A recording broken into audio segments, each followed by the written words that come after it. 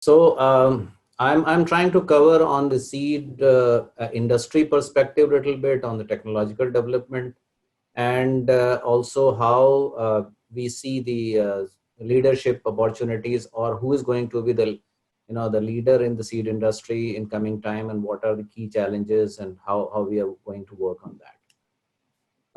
We'll touch briefly on key challenges. I know most of our colleagues who are as an audience or participant here, they are aware of the most of these challenges, but we'll just touch upon that. Current development trends and success stories of seed industry and technical aspects, and then seed leadership way forward, with which I am looking at.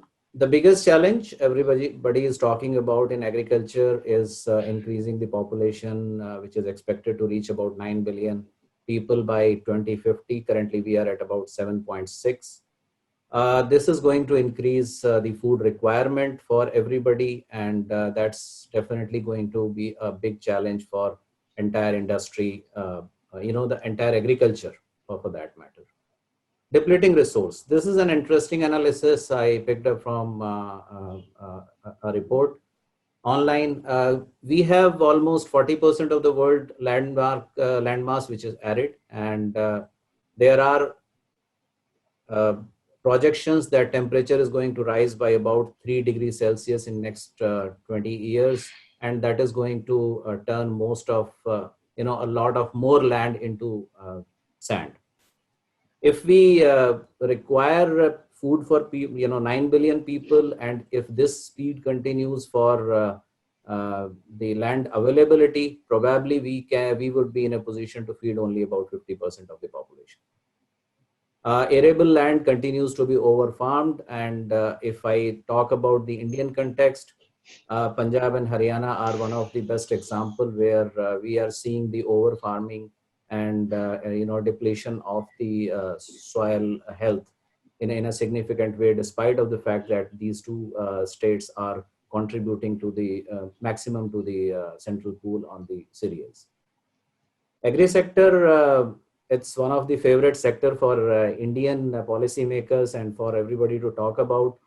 But this also accounts for about 30% of greenhouse gas emission and of almost 70% of fresh water withdrawal. Just some numbers, to produce 1 kg wheat, you need about 1500 liters water. To produce 1 kg of rice, you need 3 to 5,000 liters of water. And if I go for the non-vegetarians, to produce 1 kg meat, beef meat, you need about 16,000 liters. It is expected that we would require about double the amount by 2050 to grow the kind of agriculture which we are looking at. And today's situation is that we are 28% of agriculture which is in the water stress condition. Fewer people are interested in farming as an occupation because it's becoming less of less popular and less profitable. Farm labors are also becoming one of the difficult situation because people are moving for better wages to the cities, and we have seen in this COVID-19 situation how much of the migration of labor is happening across. Environmental sustainability, residue in soil, water, plant would refer to some of the export challenges which we are facing because of that. You might recall the stubble burning issues, which every year in month of October, starts up and goes up to December, and the impact that impacts not only the environmental health but also the health of the people. And interestingly, nutrition deficiency is another challenge, which is one of the WHO reports says 21.5% children below 5 years are deficient in nutrition due to poverty. They are not able to access other than cereals, and cereals are not enough for the nutrition. Have we not done anything, or what is the situation? Well, we have been doing, seed industry has been doing, seed scientists have been doing a lot. The current development focus has been on yield improvement since long, and hybridization is one of the example where a lot of crops, they, by the virtue of being converted into hybrids, they have been able to harvest much better yields. Biotic and abiotic stress, disease and environmental situations. So they are also has been the focus of area, and their things have been working on. Quality improvement, there are examples of, the Golden Rice project, which is quality improvement. There are other examples also in tomato and other vegetables where the quality has improved along with the hybridization, but a lot need to be done. And most of the efforts in past have been in the development in the seed sector have been on the row crops. Few success stories: hybridization I have talked about. Vegetable hybrid adoption and single cross maize adoption in India has been a success story. Biotic and abiotic stress management, BT cotton adoption, which has reached to 98% in India, and disease and pest resistance in various crops by incorporating the genes has been taken forward by the scientist, and it is working very well. Mechanization also is another aspect which is related to seed, because you also need to develop the crop plant structure and architecture which is suitable for mechanization. And cotton picking in developed countries has been an example where they have changed the cotton plant architecture also, and also developed the suitable machinery for that. So there have been developments, and there have been changes and improvements, but there are areas where I think as of today we have a focus requirement, and I have mentioned is here as 7-point metrics on seed leadership. Focus, obviously the productivity remains to be focused. The higher yield are going to be the need of the hour, as we know that it is going to be very, very important for feeding people, and even with this speed, the current yield levels are stagnant in India for many of the crops, which still need to work upon, and we need to see more higher yield and more development on this particular aspect. Lower cost. Now, higher yield is in many of the crops, higher yield is directly relation with the kind of input you give. So there is a direct proportion of input to the yield, and that is something which is keeping in certain geographies, certain farmers not in a good shape, because though they do not have either access, or they do not have means to put in those kind of input, and that's why these people are not in a situation to harvest the good yields. Some of the options on which people are working is the earliness of the crop, where you expose the crop for a lesser period for the weather vagaries, for the environmental situations, and that also helps in avoiding the yield losses because of various reasons. Lower management capacity, some of the in many of the areas, the farm labor is becoming difficult. Usages of chemical are going up significantly because of various pest and disease pressure. So this also requires to be worked upon for reducing the cost, and how we reduce the cost of management in general for the farming. Sustainability, stable performance in fluctuating weather situation is very, very critical, and we have seen that every year the temperature, the rainfall pattern, the monsoon pattern is changing, and we have been seeing that sometimes the crops are harvested well if the weather is supportive. If the weather is not supportive, farmers lose the crop, and as such the entire nation suffers. I mean, the good part is this year's weather has supported the wheat crop, and the wheat harvest has been bumper. But last year, the Kharif season, the monsoon was a little unpredictable, and it was good at certain places and not good at certain places. So some of these states, and the farmers were actually struggling to, even get the food for themselves. So the kind of investment, the research required for developing the crops which can perform, or the kind of plant which can perform in all kind of weathers, or the fluctuating weather situation, is going to be very, very important.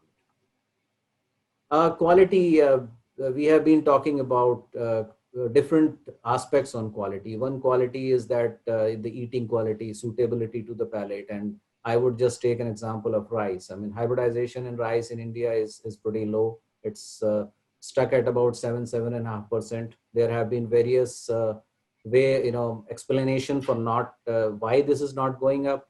But one of the biggest challenges that most of Indian people who eat rice, they have a specific choice. And in most of the hybrids, they are in one particular band. So either the grain type is not suitable, or the cooking quality is not suitable for a particular region. And that is where the hybrid consumption or hybrid production, whatever is produced, is consumed only through the PDS system. Now people have started working on that. But why I'm taking hybridization as an example, because that actually helps in taking care of the first aspect of productivity. But that also need to be combined with the suitability to the palate. And also, as I was mentioning earlier, there are a lot of people who are below poverty line, and these are the people with smaller land holding. And farmers are most contributor to that lower strata. And these people do not have access to vegetables and fruits of high end. And for them, cereals is the only available option. So fortification of these cereals, on which the government has given direction, many of the people have started working. But this needs to be worked upon in a much bigger way if we really want to tackle the food situation. Environment, a lot of people have been talking about environment. There have been people who ask about it. And natural resource conservation, water conservation.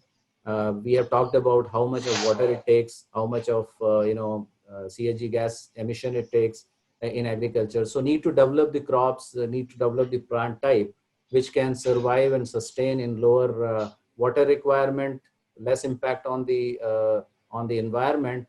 And also they need to be able to survive in these situations, and also release less of the emission gases. There are plants which have been developed even in rice, but a lot need to be worked. Futuristic, we need to develop some of the seed which is more suitable for hydroponics, aquaponics, and aeroponics kind of situation. Mr. Parekh had mentioned some of these are future trends which are going to be. And if you really want to be a leader in the seed part, you need to develop these kinds which are suitable and applicable to the future trends.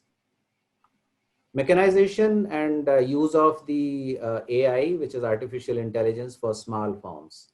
Currently, these things are available in the excuse me, in the bigger countries, in the developed countries, and they are available for the larger farmers. But there are so many small farmers who are also now not having that much of labor availability. And that there it comes a situation where a lot of crop is not picked up on time, not at the right stage, because of the labor availability is not there, even at the small farm level. So this is another aspect which is not a seed part per se, but seed will be interesting to see how the plant architecture need to be changed to fit in the mechanization. But mechanization and AI, a combination also need to be worked together. So this is kind of a inter-industry collaboration which is required.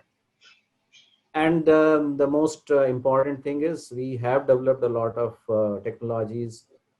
Scientists are working for so many years.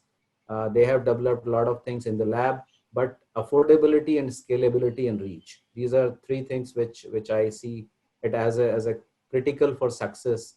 You can have the world-class technology, but if it is not affordable by the customer, or it is not reaching to the farmer level. So extension activities along with the seed development are going to be very, very critical. Just quick final thoughts. To have leadership in the seed, we need to keep in mind the climate change situation and start working on that. The changing socio-economic scenario for changing preference. People are moving from one type of food preferences to other type of food preferences, and those needs to be understood. Inclusiveness, technology has been, or good quality seed has been only a privilege for the larger farmers or good farmers, but this needs to be reaching to the smaller farmers who are at the bottom of the pyramid, but they are going to be the biggest contributor. And looking for the viable alternatives, whether it is suitability for a newer technology, vertical cropping, or all other things which are being talked about and are going to be talked about during the session.